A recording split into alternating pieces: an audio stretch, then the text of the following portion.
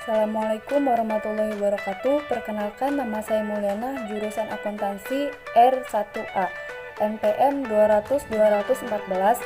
Saya akan menjelaskan hasil jawaban UAS penghantar ilmu ekonomi mikro. Nomor 1, diketahui data-data produksi jangka pendek suatu perusahaan. A. Berapa rata-rata produksi ketika tenaga kerja 0 dikurang 5. B. Berapa produksi marginal ketika tenaga kerja 0 dikurang 5. C. Berapa elastisitas ketika tenaga kerja 0 kurang 5. Langsung saja jawabannya. Diketahui data-data produksi jangka pendek suatu perusahaan sebagai berikut. Bisa dilihat pada tabel untuk tenaga kerja, produksi total dan modal sudah diketahui. Yang pertama, A. Berapa rata-rata produksi ketika tenaga kerja 0 dikurang 5. Di sini udah ada keterangannya, TP dibagi L. Jadi 10 dibagi 1 sama dengan 10, 30 dibagi 2 sama dengan 15, 60 dibagi 3 sama dengan 20, 80 dibagi 4 sama dengan 20, 95 dibagi 5 sama dengan 19.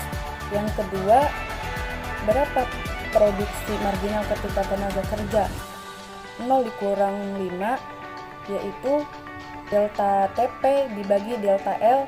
10 dikurang 0 sama dengan 10 dibagi 1 dikurang 0 sama dengan 1, 10 dibagi 1 sama dengan 10, dan seterusnya. Bagian C, berapa elastisitas ketika tenaga kerja 0 kurang 5, yaitu rata-rata produksi AP bagi produksi marginal.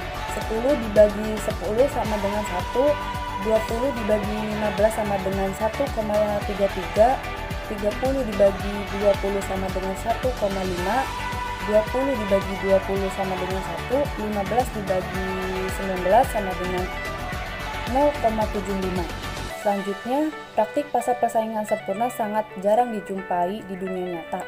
Karena salah satu konsep besar dalam membangun pasar persaingan sempurna adalah tidak terdapat dalam praktik pasar persaingan sempurna.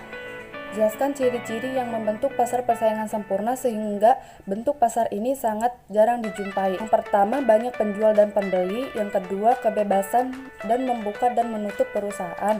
Yang ketiga, barang bersifat homogen. Selanjutnya, sebutkan beberapa faktor yang menyebabkan terjadinya monopoli. Yang pertama, perusahaan mempunyai sumber daya eksklusif. Yang kedua, kebijakan pemerintah hal eksklusif. Yang ketiga, amanat undang-undang. Yang keempat, dapat menikmati skala ekonomi.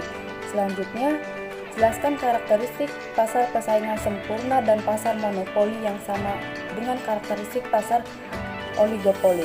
Keadaan pasar dan dengan suatu komoditas yang hanya dikuasai oleh beberapa perusahaan.